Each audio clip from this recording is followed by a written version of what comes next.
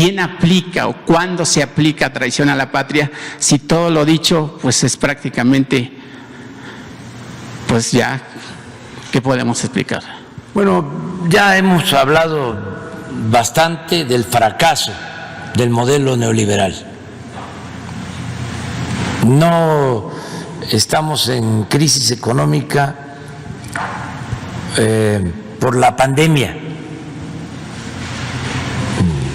Estamos en crisis económica porque fracasó el modelo neoliberal. La pandemia lo que hizo fue precipitar la caída del modelo neoliberal, demostrar de que era inviable ese modelo económico impuesto en México, como tú lo estás afirmando, y lo dice Canchola en su artículo, durante 36 años, en efecto, desde 82 hasta el 2018.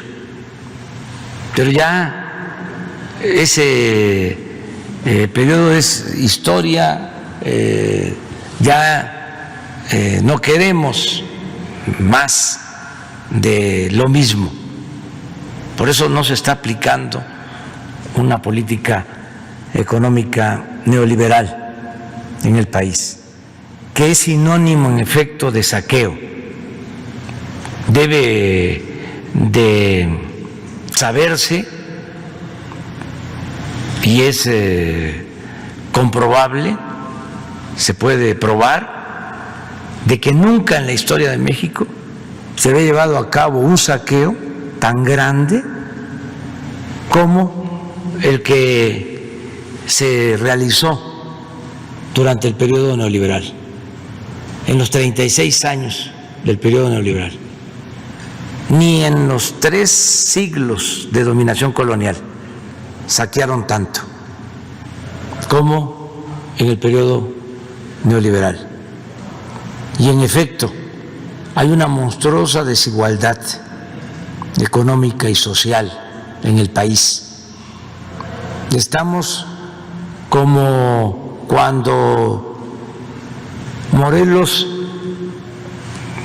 llamó a que se moderara la indigencia y la opulencia. Así se está.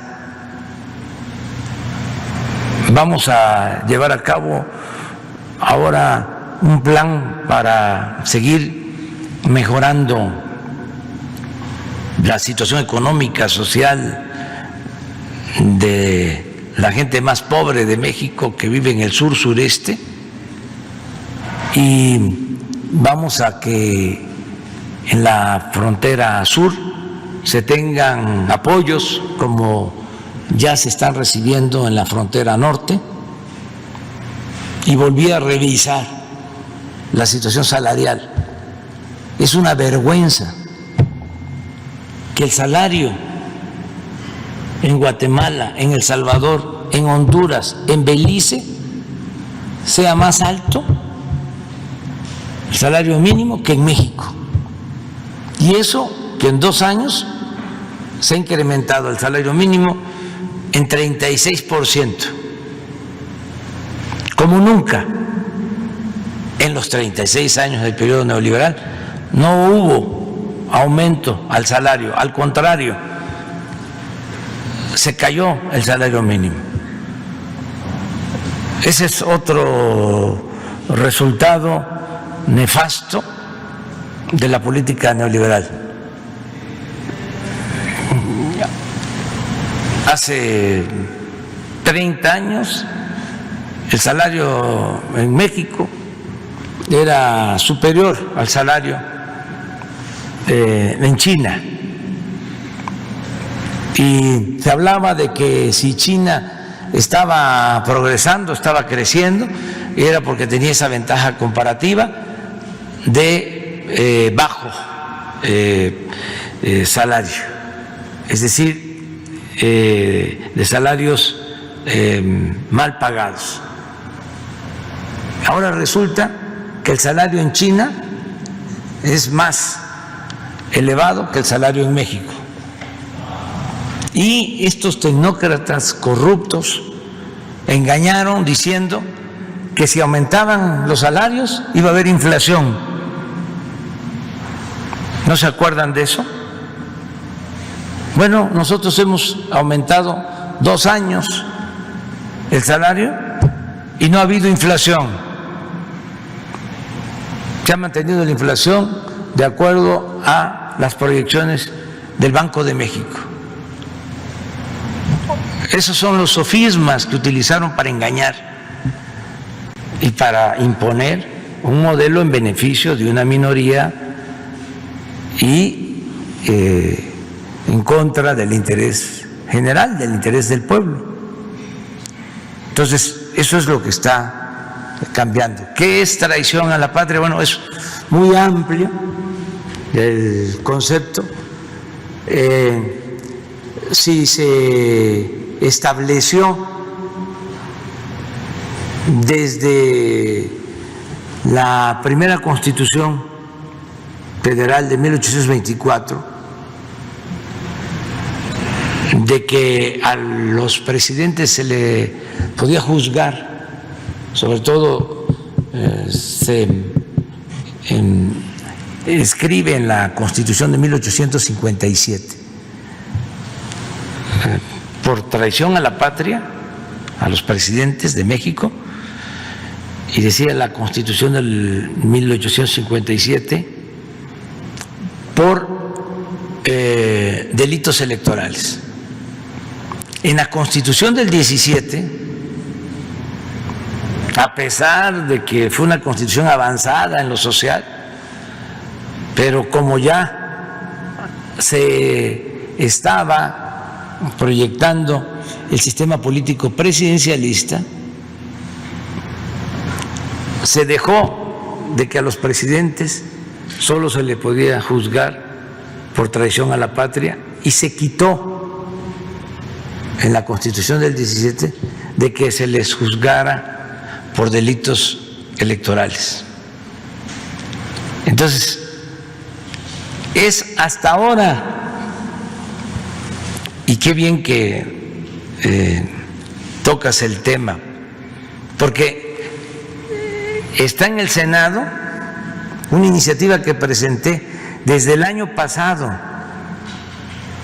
para que al presidente de México se le pueda juzgar como a cualquier ciudadano por todos los delitos, y la tienen congelada.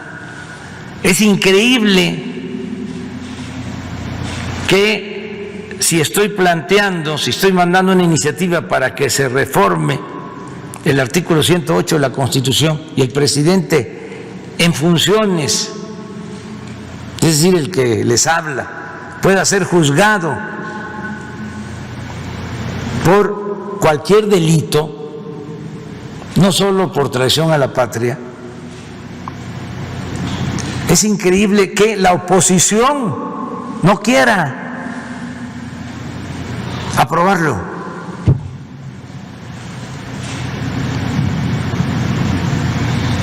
Es kafkiano.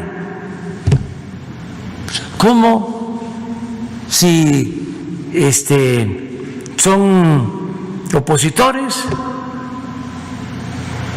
si están los de Frena 1, los de Frena 2 en contra de nosotros, que quieren que yo renuncie y me vaya? ¿Y por qué se oponen a esta reforma constitucional? Para acabar con los privilegios del presidente. Pues es que están pensando de que ellos van a regresar y que si queda eso establecido en la Constitución, como les gustan mucho los billullos, podrían ser juzgados, porque son muy ambiciosos, porque su Dios es el dinero. Entonces no quieren que se lleve a cabo la reforma. Está en el Senado. Aquí aprovecho para hacer un llamado, porque es uno de mis compromisos, que ahora que cumplo 2 años, el día 1 de diciembre, yo quisiera ya decir, se cumplió, ya no hay fuero, ya no hay privilegio para el presidente. Es una reforma trascendente, histórica, como nunca se había llevado a cabo. Entonces, ¿qué es traición a la patria? Hay que esclarecerlo. Yo creo que antes se pensaba que traición a la patria pues era el permitir una invasión extranjera, el aliarse con un gobierno extranjero. Ese era el concepto, pero a la luz de los nuevos acontecimientos, no creo que el legislador del 17 estuviese pensando que se iba a llegar a estos extremos de saqueo. Imagínense si los legisladores del 17 que establecen en el artículo 27 el dominio de la nación sobre el petróleo iban a estar pensando de que se iba a entregar el petróleo, que se iban a entregar contratos o concesiones a particulares. Pues no estaban pensando en eso. Entonces, sí hay que replantear en todo esto qué significa traición a la patria en los tiempos actuales. Y es muy bueno el debate y ojalá y se siga dando, y por eso pues va a haber una consulta en agosto del año próximo. Yo creo que eso es un avance. He venido diciendo que aún con lo confuso que es la pregunta, o lo ambiguo, pues ahí la gente va a decidir si quiere que se juzgue a los expresidentes y que se les respeten sus derechos humanos en procesos legales, no con juicios arbitrarios, sumarios, si quiere eso o no, que eso ya le demos vuelta a la hoja y pensemos, que es lo que yo sostengo, en que las cosas verdaderamente cambien hacia adelante y que nunca más regresemos a la pesadilla del neoliberalismo y del saqueo.